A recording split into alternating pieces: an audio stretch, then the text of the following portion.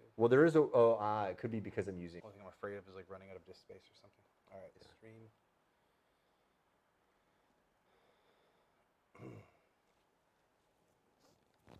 2 viewers waiting. Nice. Already? All right. How about that shit? Cool.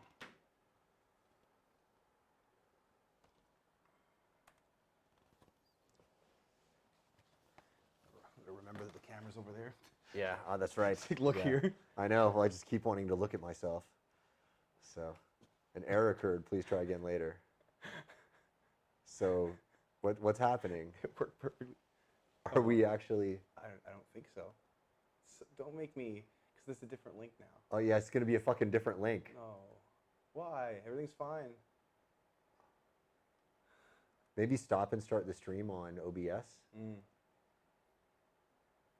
Let's see what happens on. Maybe try refreshing it.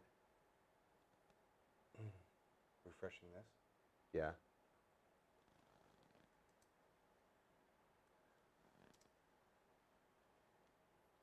This worked perfectly for me yesterday.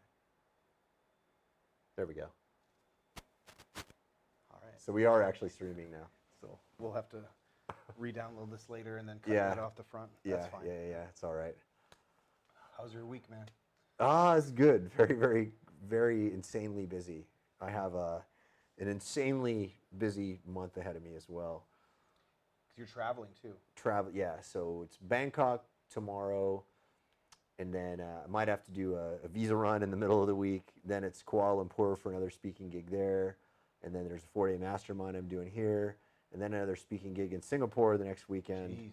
And then after that, it's like, okay, I'm done. I'm not gonna. I'm tired of this shit, man. I mean, we've talked about this before. I don't think that the return on investment you get from travel is worth it, and it's more important to me that my routine stays intact. Yeah, you just be thinking that you can't go to the gym, can't get in the ice bath. Yeah. Well, when I'm away, I'm sure it'll be impossible for me to find an ice bath. Right. That's right. There might be gyms, but usually in the hotels they have these crappy ass gyms. So I'll just bring my bands and like get something in. But you don't get cold water in Asia. No, nowhere, nowhere. Yeah, not unless you're up in Mongolia, or like the northern parts of Korea. But yeah, I mean, there's Japan has some, but yeah, you're right. I mean, in the regions of Asia that we hang around in the most, you don't see it all that much. So I've got a couple of interesting topics to bring up today. One I think is supremely important, and I'll just lay out what these two are, and maybe some things will come to mind for you. But the first one is and we'll get to this later. We'll loop back around to the second topic, and the second topic is people who started out libertarian but ended up becoming leftists. Interesting, because usually the natural flow is to go the other side. It is, and there's a very. I'm going to give you some very interesting cases of people going the other way around. In fact, there's one astonishingly huge one that people need to be aware of, and it has a lot to do with what is going on in the tech world right now, and why there's so much censorship happening in the tech world. So, what made you think of this? What made me think of this is just, thinking of the history of Silicon Valley and how it got to where it is right now. So let's hold that thought for a minute. Okay. The first one that I want to talk about, I know that you're probably going to give a huge eye roll for this, but it's the definition of the word racism, and why I think it's so incredibly important to discuss this. Because, so you've recently seen some arguments on my Facebook page about people, discussing racism and all of that, and you participated, in a couple. And I don't know if you want to talk about your recent thing or not. I don't know if that's something we should talk about or not. Well, that I'm banned right now from Facebook? That was what I was trying not to say. Yeah, yeah. And it may, I don't know if that's related at all, but maybe we should tell that story before we talk about those other two topics. Why are you banned on Facebook? According to their policies, I deserve to be banned. So you're not allowed to name, call, and bully. Of course, that happens all the time. Yeah. So what happened was this lady came onto my I don't even know if she's real. That's what's funny about it. So anyways, You never know. This lady with a lockdown profile came onto my profile and started calling me names and stuff, which is What do you mean lockdown profile? Like, unless you're her friend, you don't see shit. Ah, so you have no idea. There's like one picture. And there's an nothing ambiguous, on the wall, yeah, you don't know. from the UK. It's like, that's it. So I don't know shit. Right. The best intel you could get is if you like click on their profile picture or their cover photo, see the date. If it goes back far, Yeah. at least maybe a year or two, then maybe it's not a profile created immediately. See, there's a facet of this that I find extremely interesting. So please continue. Okay. Yeah. So, and it's normal for people to come on my profile and start shit talking me. Yeah. Normal. Yeah, that's like every day. Yeah, on your... and then that's fine because my followers love it. They wait for that because they can't wait to see what I'm going to say, and then they get in there and roast her too. So basically, she came in and said, "You're a scam. You're a charlatan. I know so many people you've ripped off. You live in a shitty part of Thailand with a bunch of roommates in a rented house. You call yourself a guru? Ha ha ha ha! A bunch of fucking faces and stuff." And so it's a rather strange obfuscation of the truth. I know. Yeah. First of all, I don't know a single person you've ever ripped off. Or anybody who's even claimed that. Yeah, I mean, there's been a few, but they're unwarranted. I don't rip people off.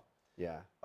Yeah, you talk rough sometimes, but you're pretty fucking decent to everybody. Yeah. Straight up. In fact, we did the 6-hour seminar yesterday for 130 people. Yeah. And one of them was a guy I don't like.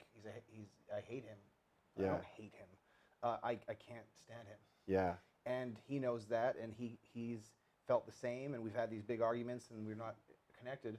Yet he bought the training.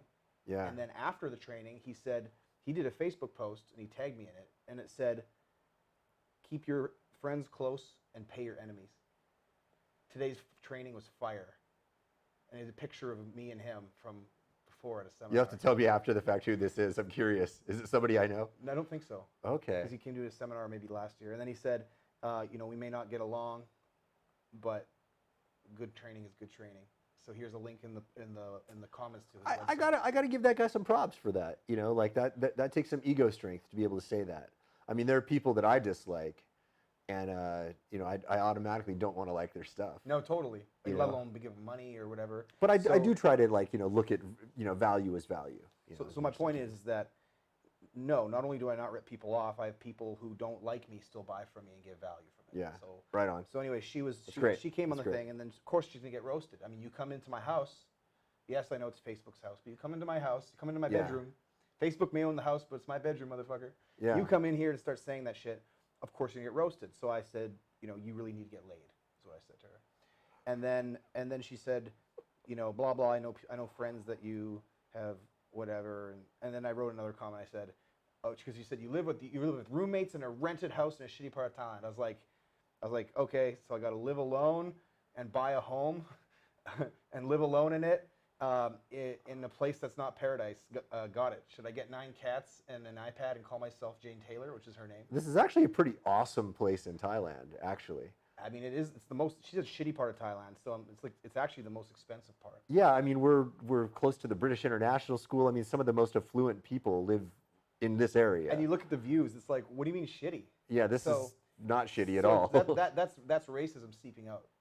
Well, I haven't had roommates in decades, and for me, this has kind of been like a step up because even though I'm perfectly happy being alone, and I have lots of guests that come by. Usually women, but can I just say that there are times when you get a little bit lonely living alone, and having roommates has been kind of awesome. Yeah, because you can have the best of both worlds. If you want to be alone, then I fuck off to my room. Yeah, man, totally. Like you don't have to talk to anybody. Yeah, that's right. That's right. And so anyways, my followers just decimated her. They went insane on her because you don't come into the house party of somebody else and then insult the host. Right. All the people at the party are going to roast your ass. Yeah. So she got roasted. The thing that got me banned was I took the screenshot of her initial tirade, and I have this photo album on Facebook called Daily Hate. Because everyone's posting their testimonials and all the good things. I post all the bad things too. That's awesome. That's awesome. I do both because I don't want to buy into everybody. You're flipping the script on the whole thing. It's a beautiful reframe. You're just like, okay, here's your hate. I'm laughing at it. Well, and it's also I don't want to buy into everybody's compliments about me. Yeah. I want it to be. I don't want to be too. I don't want to drink the Kool-Aid too much. That's a very important thing, actually, by the way, because drinking my own Kool-Aid messed me up. Yeah, man. I got to tell you. It makes you so weak, and then you don't Yes. know. There's this social. You know your personal truth about yourself, but then there's a social mask that you're in, and you just become so fragile. Yeah, I mean, Pink Floyd's The Wall is all about this phenomenon, right? So I did not understand when I was a young man.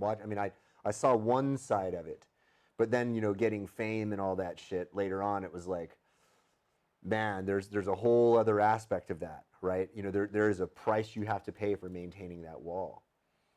Well, not the wall. The wall is different from the facade. That's right. We have to distinguish these things. The facade is what makes you feel like a fraud in between. Yes. And then you can't live up to. You'll never be able to live up to that whatever other people are trying to say about you. That's right. Because you're never as bad as they say you are, and you're never as good as they say you are. That's you're right. always just somewhere in the middle. Yeah. So I uploaded that screenshot to the Daily Hate album, and I captioned it. I said, you know, the old fat cunt of the day award goes to Jane. Oh shit! And everybody loved it, of course. Oh my goodness! My fans are sick bastards. I'm gonna do the Amazing Lucas here. Oh my goodness! that's a man. Yeah. So damn. I use extreme words when I say stuff a lot of times. So anyway, that got me banned. Here's what I find really fascinating about this. Okay, you called her an old fat cunt. Okay, not a nice thing to say, of course, right? But I mean, here's the thing. Why will that get you banned? But jumping on someone's Facebook and accusing you of ripping people off, of being a charlatan and stuff like that, that's okay. Mm-hmm. That's okay. So the line is there are words that are there are words that are verboten, right? And but there are accusations you can make, which in my mind are far worse. To me, what she said to you is far worse. I mean, it's like, you know, if somebody came up to me and called me, old bald cock, you know, whatever. I mean, I'd be like, okay, and that's whatever. Exactly my point. What I said was just childish name calling. There's no substance to that. No. What she said was far worse. Far worse. Far worse. So why is that bullying? But how is that not bullying when you're making it? It's even worse bullying when you're making a tangible accusation. But it's like the bullying. It's like you'd have to barge into a bully's house and then call him a fucking bully and an asshole, and then he bullies you back, and you can't call bullying. Facebook didn't see the context. It's like she came onto my fucking page. Like, do you ever wonder why I called her? Like, she came onto, and so they banned me 30 days. Can't do anything. Yeah. And then I appealed. It was automatic appeal, denied. Last appeal, you could put text in the box. So I said the words that I said technically broke your policies. However, context is important, and I told the whole thing. Yeah. And then they 2 hours later they said, nope, you're done. This is the last final decision. And so they said, so I have no access to my Facebook account. I can look at everything, but you cannot. So you get all the messages in, can't reply to them. Nobody knows you're blocked. It's like that Black Mirror episode where you're just like, that's so creepy. That's so what it creepy. Is. And so, do you know what, dude? 2 hours after I got blocked, I was getting messages, and I'm like, I can't fucking return them, and I'm getting notifications, and people are asking me questions. All this is happening, and for 30 days I can't do nothing. I was like, this is torture. They're giving you, they're allowing you to feed the addiction of Facebook, without you allowing to do that for a month. And they don't even tell your people that you're blocked, so it just looks like a dead profile. So I fucking deactivated it today for 30 days. I said, fuck you. I'm not going to sit there and sit with that addiction where all the notifications get to come in, but I can't interact.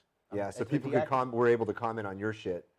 Yeah, and message me. That's the problem. Everyone's messaging me. Why isn't he messaging me back? I'm like, deactivated for a month. Fuck you, Facebook. You don't get to have that addiction over me. Nice. For a month. Nice.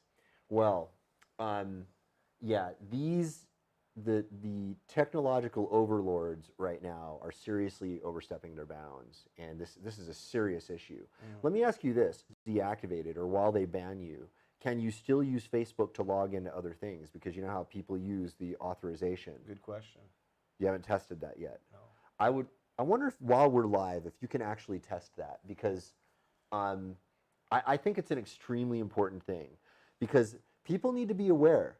If you cannot log into your stuff when Facebook bans you, you've got to be aware of the fact that Facebook could one day on a whim ban you and shut off access to a whole bunch of other stuff that you're using Facebook to log in for. I wonder what else, what apps I have that. I mean, there's tons of, on my phone, I know I've got a bunch of them, right?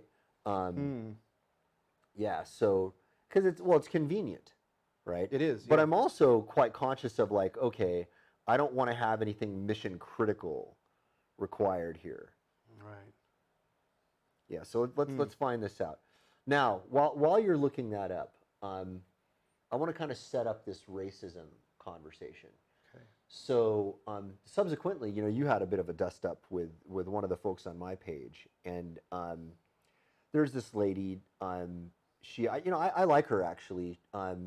She's I believe African. What would be the proper term? African British woman. She's not African American. I think she's from Great Britain. And I disagree with her, like vehemently on many different issues. But I enjoy having her around, right? Because she has a different perspective. She comes in and she brings in a radically different perspective, and I love that. I love it, right? Like I love people that are able to discuss things from a completely different perspective. I would prefer for it to be civil, right? When they can do it, I would prefer for them not to be dicks about it. But seeing her perspective, I get so much value out of her perspective. And sometimes, like I'm like, wow, I still disagree with her, but I see a little bit of more nuance than I saw before, right? Now she comes from a world where she actually teaches people I believe like a racial sensitivity class, right? So this is where it gets interesting. So whenever I see her posts, I'm like, okay, I got to understand. So first of all, she's black and she lives with that on a day-to-day basis. And I mean, the reality is we don't know what it's like to be black in America or in Canada or wherever. And I mean, I think that there's absolutely some rock bottom truth to the fact that, like, yeah, you probably walk by people who give you strange, subtle forms of racism all the fucking time, and it's got to wear you down a little bit. Like, I remember when I was in Korea, and those motherfuckers did not know that I could speak fluent Korean. And when I say those motherfuckers, I'm not talking about all Korean people. I love Korea. I was married to 2 Koreans. I have so many Korean friends. I don't have anything against the Korean people. Most Koreans fucked mothers.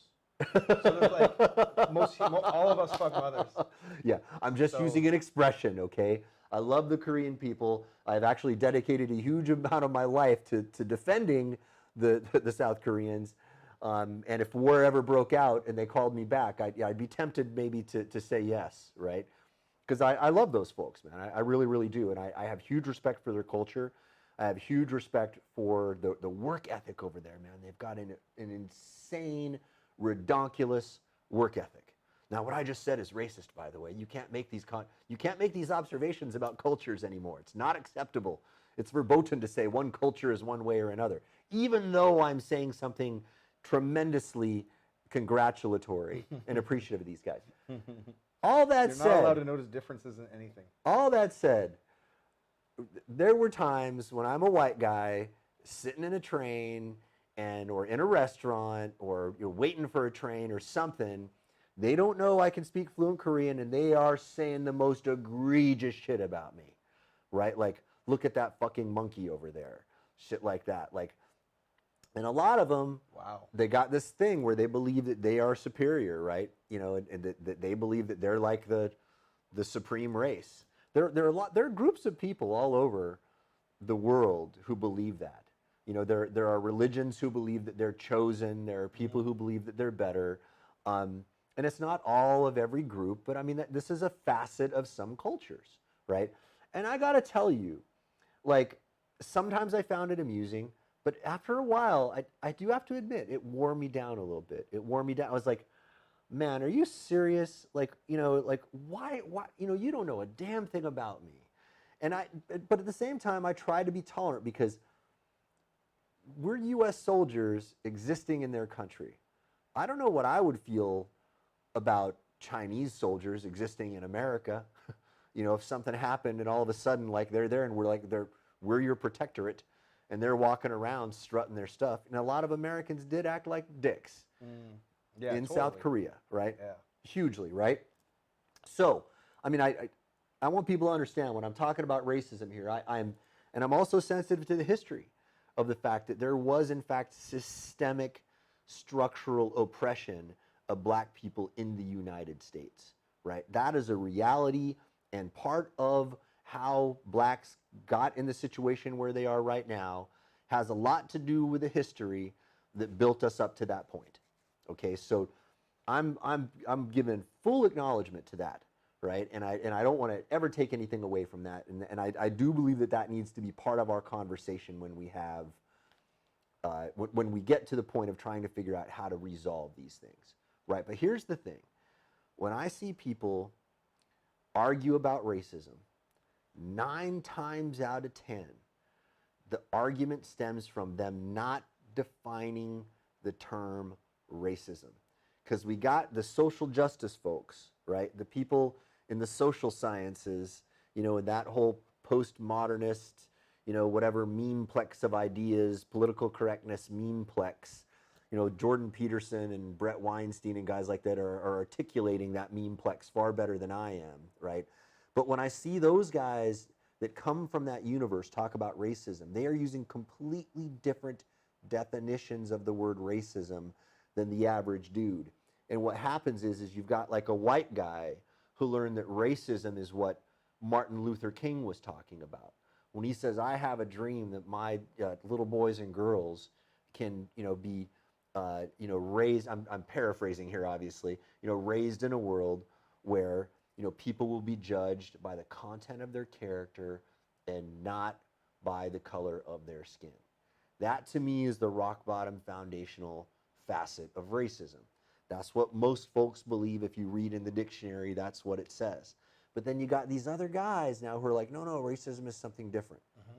And they start talking about like structural racism, and they add these different terms on it, but they collectively use the word racism to describe all of these different phenomena.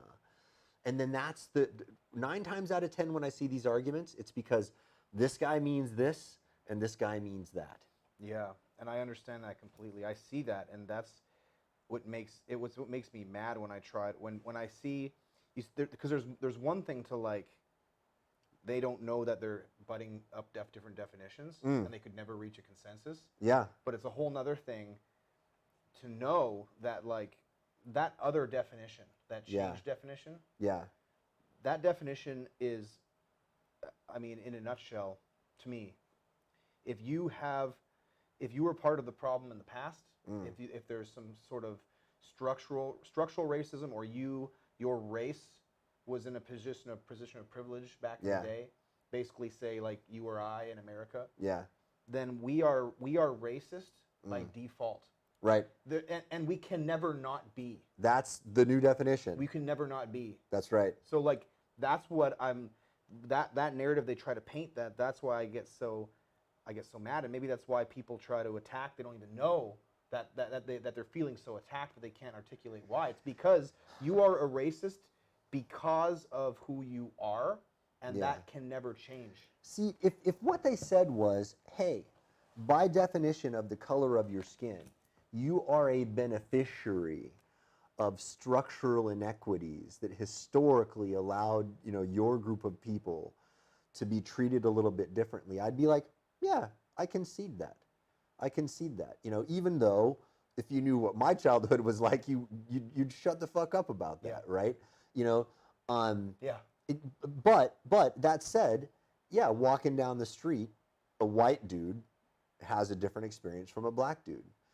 But when you say then, but all white people are racist, and when all those white folks were raised to believe that racist means this particular thing, which is like you're the kind of person who will judge that other person based on the color of their skin as opposed to the content of their character. Of course white people are going to be like, whoa, dude, I'm not racist. What are you talking about? Right? So this it's a verb versus a noun. Right? Well, so here's the thing. Brett Weinstein articulated this extremely well when he testified in front of Congress. I don't know if you saw his congressional testimony. You did? Dude, you got to watch this video. It's like it's one of the most important things I've seen like within the last 10 years. And what he did was he outlined what happened to him at Evergreen State University and why he basically had to step down and give up his, version of what Evergreen doesn't have tenure, but they have a version of tenure that he had, and he gave that up in Evergreen because he believed that what was happening in Evergreen State was so ugly. Wow. And what he said was very, very interesting was that and even though he's still like liberal, like, politically, right? He says that this is where I draw the line. What these guys are trying to do is they're not trying to solve the problem of racism or of oppression. They're trying to turn the tables of oppression so that the whites become the oppressed. That's right. Right? That's his argument. And he's making equality. They don't want equality. No. They want to turn the tables. That's the only way to get some form of equality in their mind is to turn the tables long enough so that it makes up for, and then you can become equal 100 years down That's the the road. most charitable way of looking at it, right? That's their intention. Right. That like, hey, you gotta turn, you gotta push the dial over on this side for a little while before it bounces back to the middle. That's how I figure a lot of feminists feel. But it's like, how far do you take? Okay, so do we have to be slaves? Yeah, I mean, do I need to prostrate myself on the ground? Because if you're going to turn the tables, it has to be an equal turning in order to justify the equality. It's bullshit. Yeah, I think it's total bullshit. I think it's not only bullshit. I think it's toxic. I think it's damaging. I think it's super counterproductive. And it's not even groups. It's people playing power games. Yeah. It's people just wanting to feel superior and bully people. It's people's personal issues, and they can come in on these bigger issues and feel important and stuff like that. It's people's personal issues trying to be worked out via controlling others and trying to do things in society. Man. Yes. Well, and there are terms now that are, in a sense, weaponized terms, right? So it was interesting. The lady that I was speaking of, she was talking about how she believes Trump uses words as a weapon, and that was the thing that she really, took umbrage with, right? Who doesn't? Who doesn't, right? That was my point. I was like, hey, we all do. And in fact, her side does as well, right? I mean, so... The word white is a weapon now. It is in fact a weapon. So, I mean, there are words that you can label someone something now. There are certain words, like if you say somebody is a Nazi, is an anti-Semite, is a fascist, even if you're not using any of these words correctly, right? Which, by the way, especially Nazi and fascist are not used even remotely correctly. It's used more and more now. And I'm like, why is everything go so in America when people are talking, everything goes to the extreme. It's like it's all of a sudden it's Nazi. It's like you can't just go there. It's the Nazis were a specific group of people, man. If you call somebody a Nazi and they're not even close to what that is, you are so fucking out of line. Yeah. That you I would not be surprised or let down if you got a punch in the face for that in real life, because you don't just call somebody that. Yeah. Like that would be like calling somebody using a condom, and then somebody calling them a baby killer. That's an interesting metaphor. But it's kind of close. It's so far away, even though there could be a tinge of truth in another reality. It's like, come on. It's funny you bring that up, because there was this movement for a while where people were saying it's okay to punch a Nazi, right? But I'm like, but where are the Nazis? That's right. I mean, like, okay, if there's a legitimate guy who's like, literally like, yes, I follow the teachings of Adolf Hitler and I want to burn the Jews, I probably wouldn't take too much umbrage with you punching that dude. Sure, yeah, but that's not where are they? Yeah, that's like, but now when the definition of Nazi becomes anything, and this is the funny thing, and this is sort of like the whole 3-card Monty game that's being played with all of this. It's like, I don't like racists either. You know what I mean? Like I was brought up and I saw it. But you are one. But by the new definition, but here's the thing.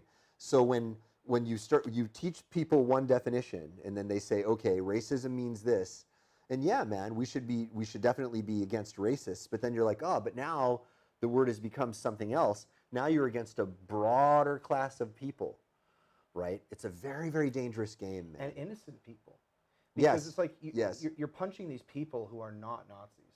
Yeah. And then you got like KKK, actual KKK meetings happening. Right. And they're untouched.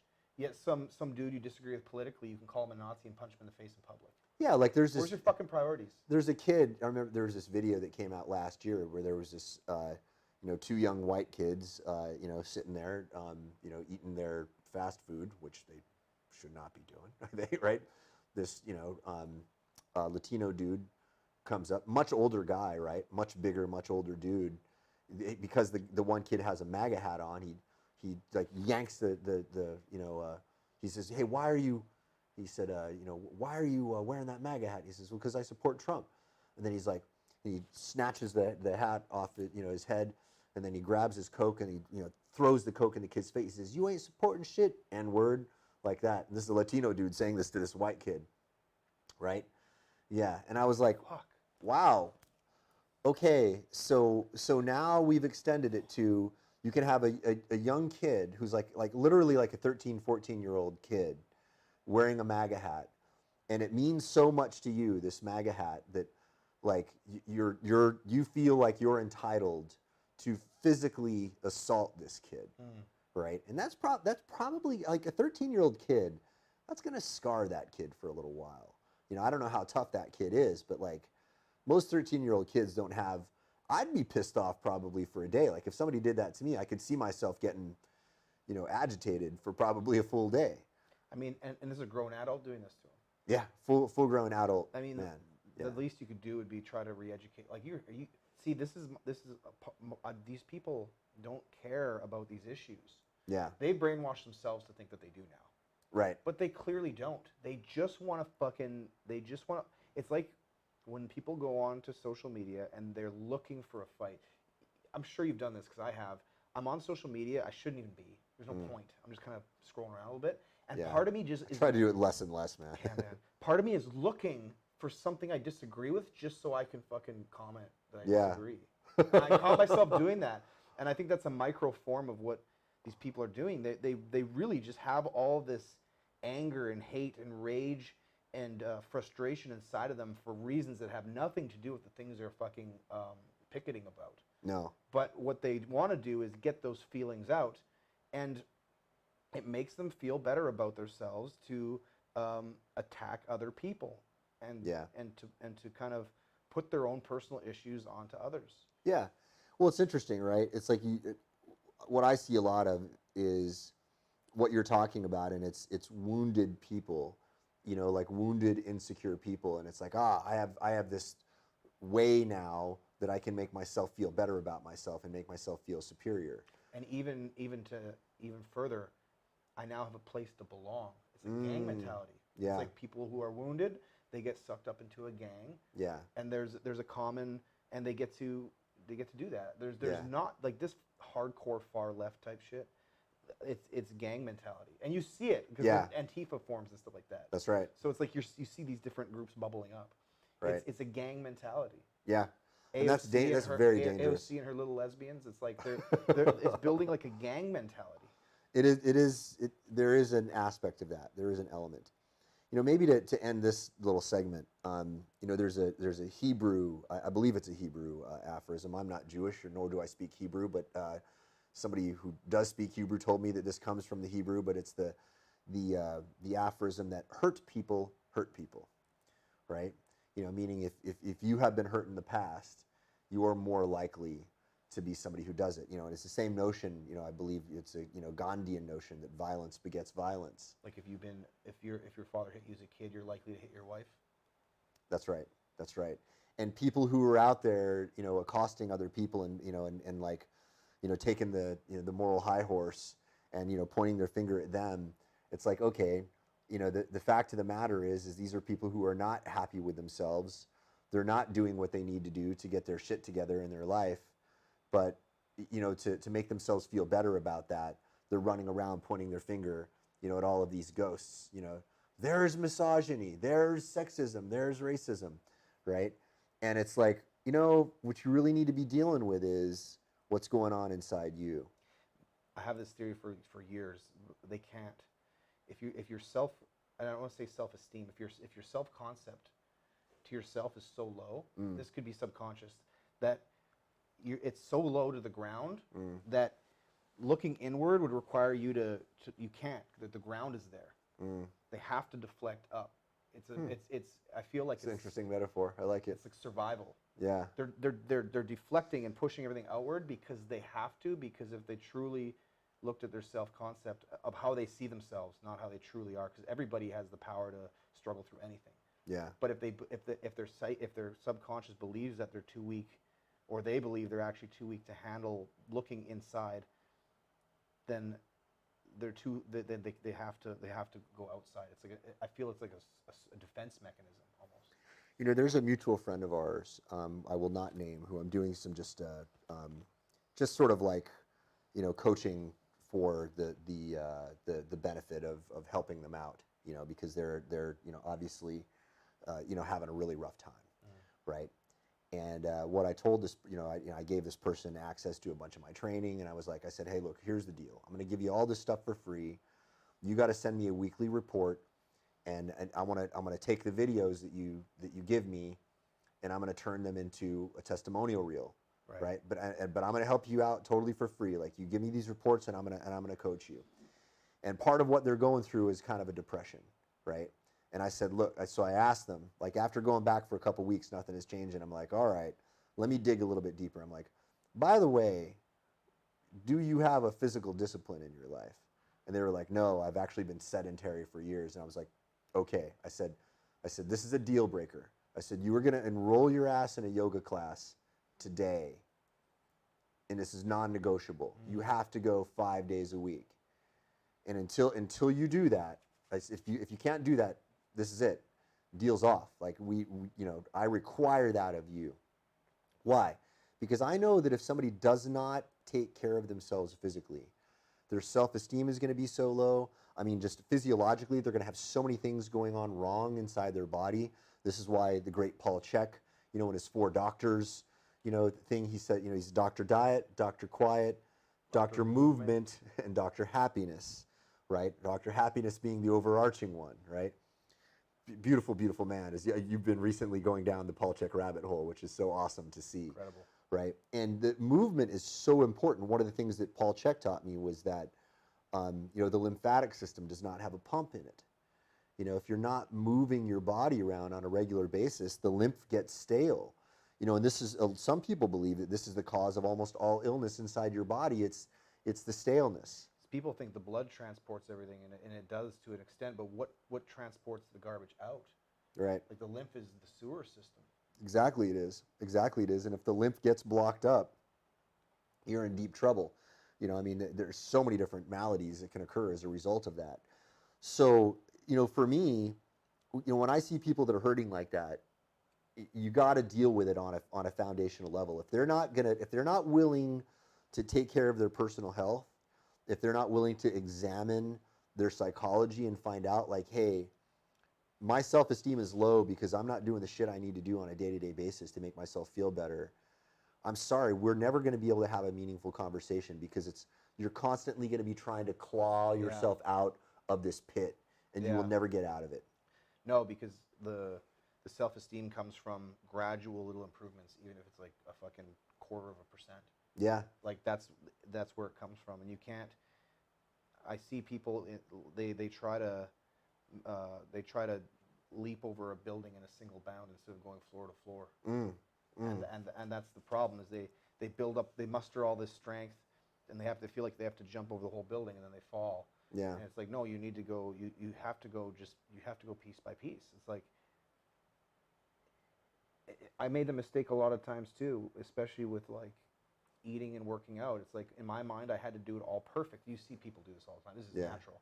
It's like they got to research the perfect diet, the exact amount of water, and they have this whole like life-changing plan, and they have to execute it perfectly. Yeah. And if they miss one fish oil pill, then they feel way bad about themselves, and then the whole thing unravels, and they're like, if I can't do it perfectly, I'm a piece of shit, man. And then they don't do any of it. Yeah. And then they wait 3 more months, and then they build a whole big plan again, and then they start it again, and they're trying to leap over a building in a single bound. That's right. Man, just be like, for me, it was starting out as like, if I'm going to the gym regularly and working out, that is a win for me, because then I can build on. I can do better exercise. Absolutely. It's like I mean, because after a year or two, it's like you're a different person. Yeah, there's no question about it.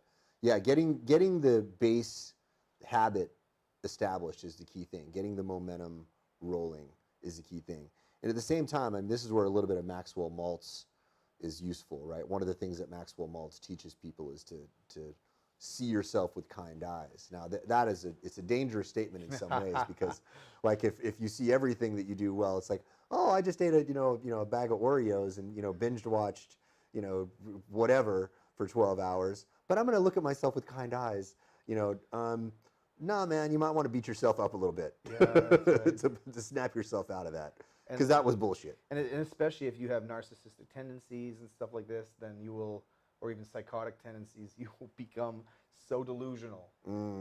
It's like on Dr. Phil, it was like there's this aspiring rapper who wouldn't get a job. He was just like, and he had no talent. Yeah. But he's told to just believe in his dream and and he was so delusional in that. And that actually Dr. Phil brought out Gene Simmons. Okay. And Gene Simmons was like, hey man, like I'm the king of like just being like having an ego and being nobody can stop me. He's like, but get a damn job. Yeah. And so this delusion, like this being kind to yourself, it's I don't like these black and white statements. It's no. You gotta be real with yourself. See, the black and white, that's the problem, right? It's people thinking in binary, because they're like, oh, well, that doesn't work. I remember, one of my employees, when, I was telling them, hey, there's a part of you, that you need to work on. That there's a problem that you have in the company. And he's like, well, John Maxwell, or who's the guy who wrote Strengths Finder? It's not John Maxwell. It's anyway. He said, what about find your strengths and focus on your strengths. That's what that expert said. You're wrong. And I'm like, there's a time and place for all these things. Right now you got this job, and this job requires you to be good at this one thing, and you're not good at this one thing. And focus on your strengths is probably more of a leaning towards focusing on your strength. It's not a 99-1. It's more like probably a 70-30 or something. Yeah. Like I'm really good at eating Oreos, Yeah, man, I can go through fucking bags of those things. I could. In fact, having just one is stupid. If I'm going to eat them, you might as well eat. That's right. That's right. But no, but then there's also straight up lies, because and these are worse, I think, than these half truths. Is like I don't care what anyone thinks of me. It's like, don't care what anyone thinks of you. It's like, no, you fucking aspiring wigger. Like that doesn't make any sense. It's like if you try not to think if you don't care what other people think of you, you are now delusional and a sociopath or psychotic. Of course you care. Yeah. So the real statement is, I care what other people think of me because I'm a human. I'm a social animal. I'm wired to. Yes. However. Yes. That will not stop me from doing that which I know is right for me. See, that's a real statement. There you go. The I don't care what people think of me is a lie. It's a total lie. Bullshit. Yeah, it's total bullshit. Yeah, people say that. I don't give a fuck, man. Like the people who care the most are saying yeah, right. When you say that, I'm like, well, dude. Why are you saying it even? Yeah, like you just because if you really didn't give a fuck, you wouldn't even say it. You wouldn't even cross your mind? Like the shit test, when girls give you a little shit test. And like, they do. To me, it's like to me, passing a shit test is like, I barely even register that it happened. Yeah. Like, I'll just be like, she could say something, and I'll just be like over here, like doing whatever. She's like, why didn't you? What? You didn't even barely say anything. See, that's, by the way, that is an important, that's worthy of a slight detour, that topic, because there are a lot of guys who may not be aware of that. And when I was younger, I had no idea. And I failed those tests all the time. I mean, not only did I fail them, I failed them spectacularly. Right. Right? Yeah, man. And so here's the thing. Like now, like I'll see it and I'll recognize it. I'll see it for what it is. And I just don't take the bait, right? That's right. They set traps. Yeah. But here's also the thing. Like, I'm also not going to spend a lot of time with a woman. Like, if that's all she's going to do is that, I'm like, well, there's a point where this is like, it's just going to get old, Yeah. Okay. So here's what I noticed. I noticed that there is a point in which it gets old, but usually if you pass it, there's that incubation period for some women it's shorter, for some women it's longer.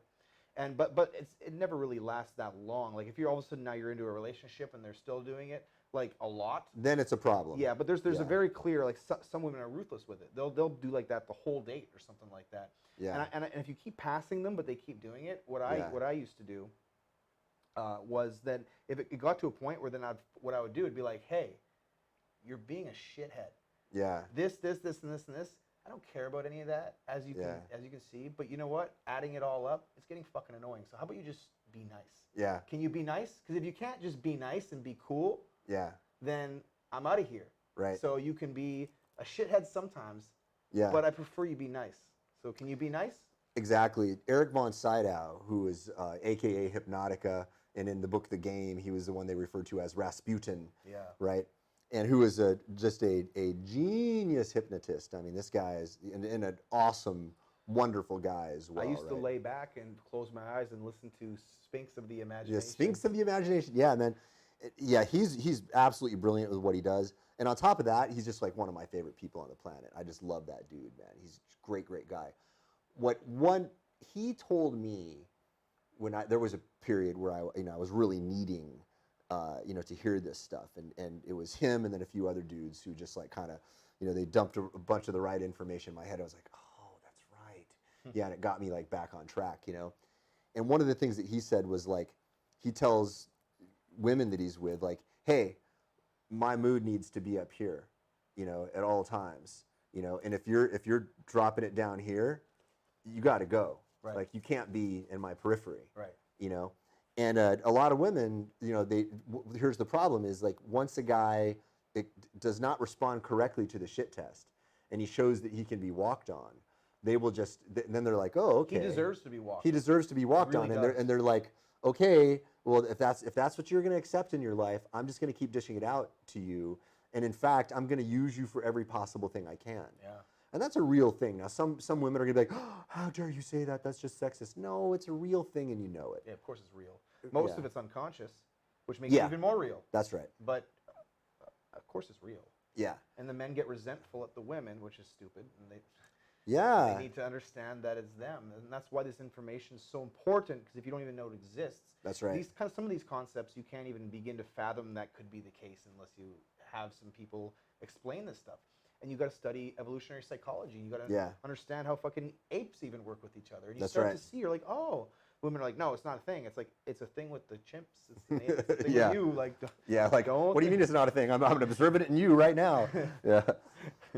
Well, this morning when I did my my wake up show, I was talking about how to get toxic people out of your life, right? And what I said was, and this is actually kind of what we're talking about now, is a little bit of extra nuance that I probably should have added to that. And what I said was, foundationally, the most important thing is that you need to know what your standards are. You need to know what your values are. And when there are people in your life that are going to cross those boundaries, like, potential business partners, I was telling you about a business deal, that went south. And the reason it went south is because I knew what my boundaries were. I knew what I was going to accept, and I held my ground. Yeah. And clearly those people want to work with people who, don't have those boundaries. They want to work with people who are going to allow themselves to be pushed around and bullied. Yeah, right. And be part of a cult. Right. I'm not going to name, any names here, of course, but me standing my ground was a really important thing. With relationships, with women, I know what I want, when I'm around women, and I know what I'll tolerate. But with all that said, I do know that I have to accept some of the testing. True, yeah. And that's always going to be there. Of course, yeah, because it's not, you can't just 100% be perfectly rigid, and you have to understand you have to understand the mating game is happening biologically, and you can't be above it, but you can still be in control. So then, see what you just said too about Eric, was like, my mood needs to be up here. If it's not, you need to be gone. Some women will hear this and be like, that's fucking sexist, that's bullshit. But my argument is, you have the exact same rules to impose upon if you like. That's right. What's fucking stopping you? Yeah, it's having not the sexist. Same standard. It's my personal sovereignty. Yeah, it's have my the life. same damn standard. You're like, that's sexist. Like, have your own. Yeah.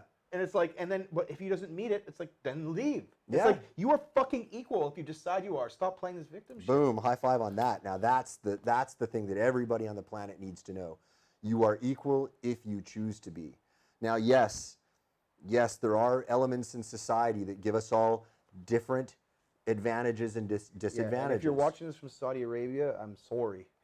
It's a mess there if you're a woman.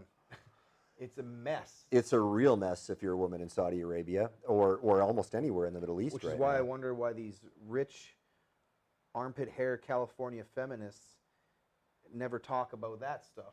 That I find it so hilarious. That's the one funny thing that happens in the the PC SJW memeplex culture. They from one side of their mouth they're going to defend Islam, right? When Islam is actually like and no offense to any of my Muslim friends and people. There's different flavors of Islam, right? And there are people who practice it. Damn race. That's right. Stop. Yes, yes. And plus, there are very, very different flavors of it. And I got a lot of Muslim friends. Me too. Hundreds. Tons. Right.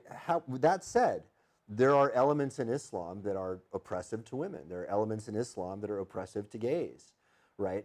But when you bring that up, in the PC, SJW, memeplex culture, it's like, oh no, they got to defend that, right? It's like, well, you can't have it both ways. They defend that, but most of these people are uncultured. They think they're cultured because maybe they went through a semester where they fucking read some Rousseau or something. But they don't understand shit, or some Foucault. They don't understand shit. You go to Saudi Arabia, it's like you need permission to leave the goddamn house. Yeah. And you better not see anything more in your fucking eyes. Yeah. Imagine that happen here. Yeah. Yeah, that's, well, it does happen. Well, we see it a bit in Phuket. There are some, like even just down at Central Mall yesterday, in fact, I saw, there were some women that were in the full, there was like, 4 of them. It's, you don't see it as much here, but there are a lot of women, in the burqas and all that here. Yeah. And I mean, and look, I got to ask, at the same time, is it truly that woman's choice? Or is she being pushed into that? Like, can she walk away from it? How easily could she walk away from it? In Thailand, she could walk away pretty easily, probably. I mean, she would have zero resources. That's right. She'd have to walk David away from her Goggins' family. Story. It's like when he clearly the man will control everything. So she would literally have to leave with the clothes, the burqa on her back, so to speak. And what an awesome story that was, by the way. And if you guys have not read or listened to Can't Hurt Me by David Goggins, that was my jam on Audible for weeks upon weeks. I listened to it probably no exaggeration like 10 times in a row. Wow. Yeah, I loved it that much, man. And I'll tell you why. Right. One is like I resonate with that guy's story so much because it's like, oh my God, man, like, dude, like I was there. I can't relate to the blackness part of it. Yeah, but I feel you. But other elements of it, I can definitely relate to, and the fact that he bounced back so well. Yeah. Right. I was like, told the story so well, like coming home and like knowing that he's about to get belted, so he's like, go in the room, and he had to lay across the bed with his ass hanging out in the dark. Yeah. He had to wait. And waiting for him to come, and then like he'd be drunkenly beating with the fucking belt and shit. You're like, God damn. Yeah, anybody who grew up in physical violence, like, I mean, that's a fact. The dread of it is the worst part of it. And they know that. Right? Yeah. See, I don't know what that's like because I never grew up with that kind of abuse, and this sounds sick, but part of me almost wishes that I did, because I'd love to have even more of that fucking anger. Oh, dude, it definitely put something inside me. Yeah. I mean, it made me, an angry, dysfunctional young man for a very long time. But feisty. It put some fight in me, right? Like, especially like the one day, like when I snapped and I wouldn't take it anymore, like that kind of gave me some power, right? But like, there's something that evolved into, it made my earlier years much tougher, right? But it made my later years so much better. Like I have so much more of an edge now. Yeah, like I see guys at my age now that are like just so soft and weak, and I'm just like, dude, why are you letting yourself? Why you let this happen to you, man? Like why? Why did you do that? Turn it around. Do something, man. There's people you see, well, any age, I guess, but my age, just because that's what I'm looking at. But like, you'll see guys that have never worked out in their life. Yeah. And there's like I got extra fat on me, but goddamn, like a lot of it's fucking hard. Like there's this look that you're doing great, man. You're on the path. There's a look that some of them have where they've never had a muscle. It's just this. No, they're not even fat. They're just. It's like there's bone and then there's this flop, this softy flop, and it's like, dude, you're not even a man. Like seriously. Yeah. Like that's like you could be pushed over. Like. Whoop. Here's the thing that people don't know about people like that, is that they are some of the most dangerous people in the world, man. Because sometimes the weakest people are like the nastiest, right?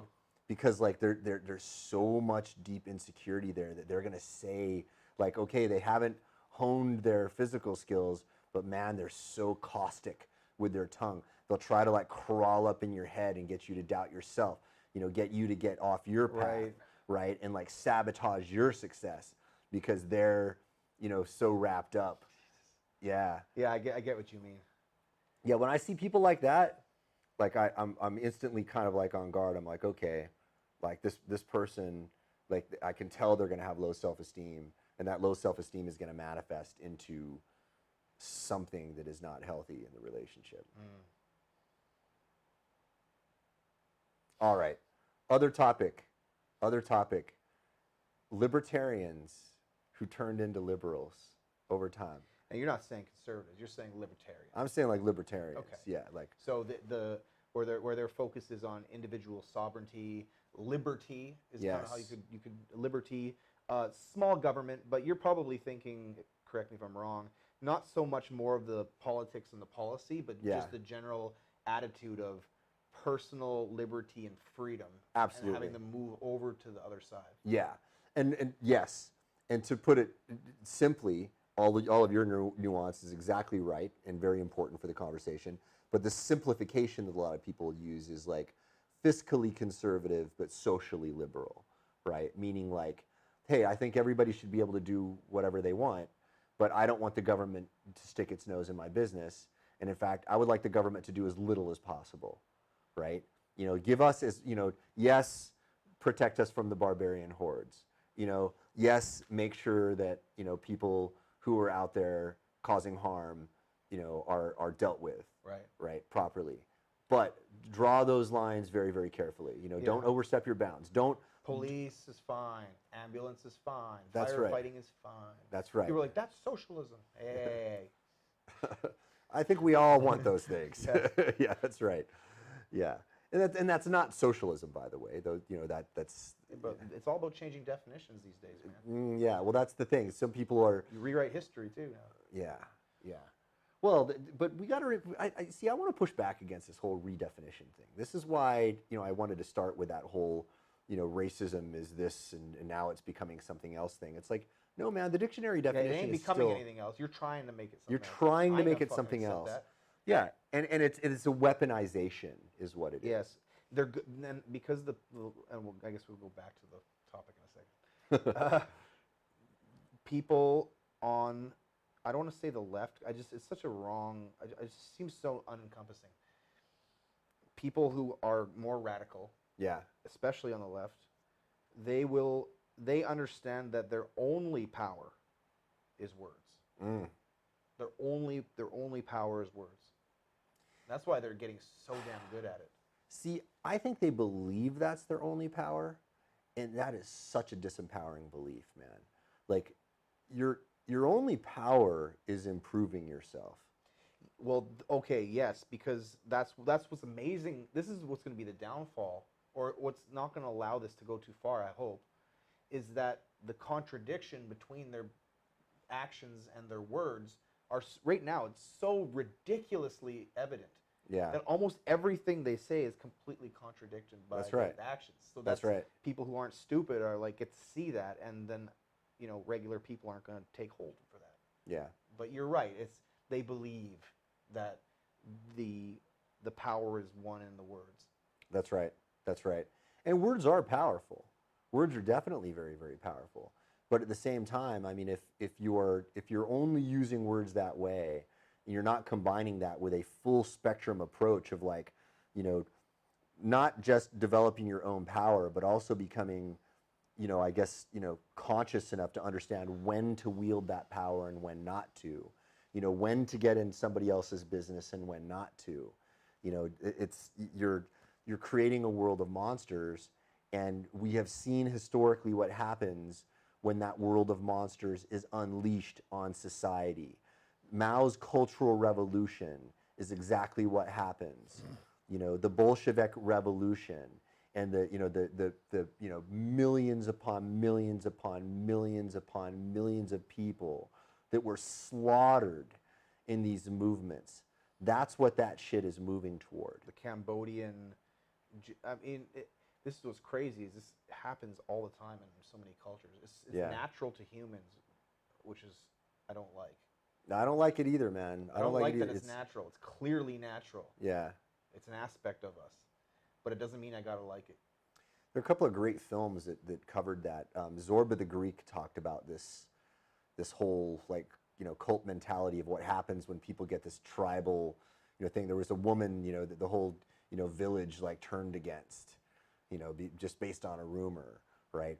And there's another great film based on a great book, by the way, called Day of the Locust. I think it's Nathaniel West was the author of the book. Fantastic literature, just superb writing, right? Some of the writing, and you're like, oh man, like when you read the best of Vonnegut, and you're like, man, I wish I could be this good. Nathaniel West is like that, right? And there was a great film, an early black and white film based on that, and it's about the insanity of the mob, right? The Camusian crowd, And mobs want mob rule, and they want violence. They want to turn, the far left wants to turn the system completely. They want to take that game board and just completely throw it upside down and then just change it. They want that in the name of equality and fairness. Yeah, in the name of a better world. Yes. They want that, and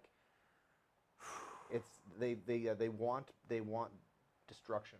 Yeah, but the people that are going to get killed are not the real villains in all of this. Yeah, it never happens that way. You got to look through past, and you see what happens.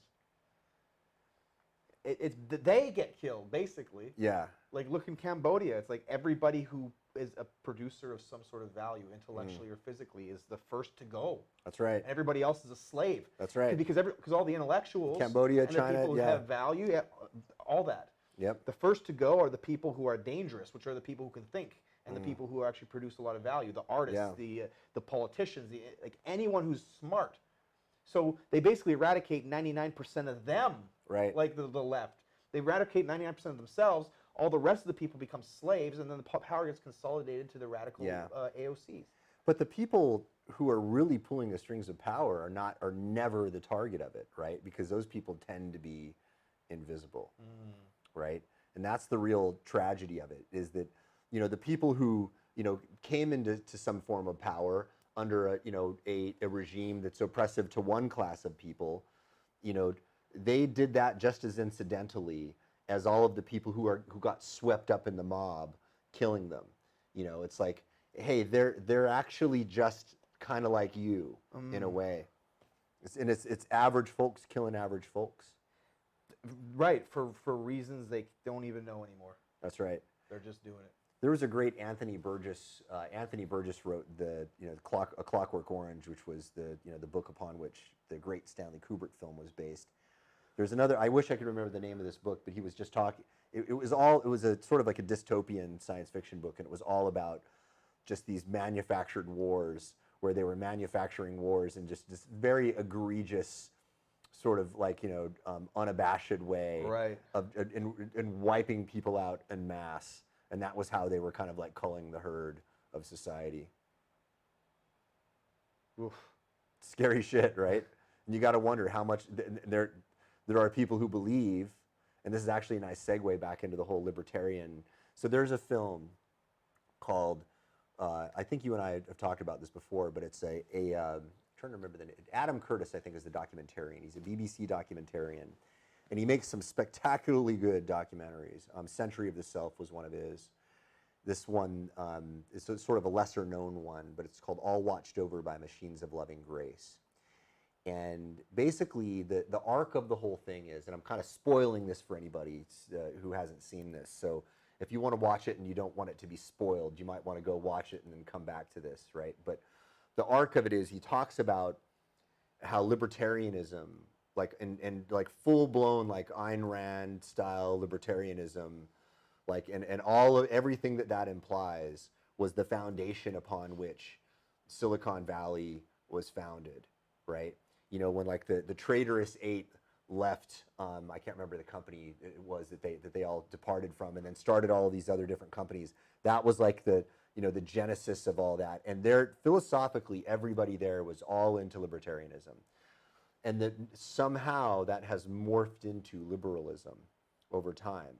And now in Silicon Valley, there is very much an oppressive, liberal flavor. It's what the Dead Kennedys were talking about in the song California Uberalis. They were so ahead of their, and this is in the 1980s, they were singing about how, liberalism started to become, very similar to like oppressive fascism in California. Yeah, in the 1980s. Supposed to be the opposite of liberal. Supposed to be the opposite of it, right? But he was quite prescient because that's what's going on in California now. Whoa. Well, part of what Adam Curtis brings up in that whole thing is that he believes that a lot of that is deliberate, and that this is all based on some predictive models that came out in the 1970s, where people were doing population epidemiology, and they were looking at how if society doesn't change course right now, the human race is basically going to wipe itself out, and the only way to correct it is to radically reduce the population. So he states a case for the fact that there are people out there, pulling the levers of power, who believe that we must have a radical reduction in population. There's an argument for that too. That's the crazy part. I can't necessarily deny that it's a bad idea in some level, right? I mean, like as ugly as it is, perhaps we have gotten to that point. Perhaps that is, the reality of what we have to do. I mean, we can argue about that all day, as ugly as it is. But that, I don't know, is that actually happening? Yeah, I don't know. I don't know either. So is that the crux of why some people believe that it went from libertarianism over to... See, here's another aspect of it, which is interesting. And it's funny, I just incidentally brought up a punk rock song, right? And the other example of this that I wanted to bring up was a lot of the punk rockers that I knew when I was young. There are a lot of them who were like, mildly libertarian, because, they listened to the Dead Kennedys, and there's sort of like a libertarian ethos in punk, which is kind of like, hey, we want people to be able to do what they want. I mean, Johnny Rotten was all about like, I don't give a fuck what you think. Yes, you do. You're writing about it. Yeah. We just talked about this. Johnny Rotten might actually not give a fuck. Like, he's one of the people who could be. Like, have you ever seen any interviews with him? No. You need, as a psychological study, as a figure, like, so about the Sex Pistols and all that. Like, okay, so and then he formed the band PIL later, and then he is an extremely intelligent guy. Okay, I watched a long documentary on the Sex Pistols, so I just don't remember. But yeah. See if you could find some interviews with Johnny Rotten, especially like I know on YouTube there are a bunch of clips of him like pissing off reporters and walking out on interviews, and just from a psychological standpoint, his personality is so interesting because he's this combination of like, I think he legitimately like doesn't care what people. I mean, like just my read on him is, or there's a level. Yeah. It's the same with me. Like compared to a lot of people, it really looks like I don't give a fuck, and there is a level at which I don't. Like there's a level of stuff that people can say about me or can be, and I'm like, I truly don't care. Yeah. So, but I can't say I don't care at all. Right. Bob Dylan was that way in interviews too. Was he really? Yeah, he's very. I don't think he was Johnny Rotten level. Yeah. But he definitely cared less. Was he just dismissive of the? Yeah, and he would make remarks, and they'd be like, why do you like to smoke cigarettes in interviews and stuff? And he'd just be like, you're in my home. Like he's very like, he played with the media very well. I liked it. It's psychologically, it's really cool too.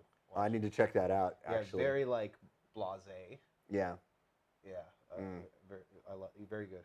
I still haven't watched the biopic that was made about him, where Cate Blanchett played Bob Dylan. Oh no, I don't know. I haven't seen.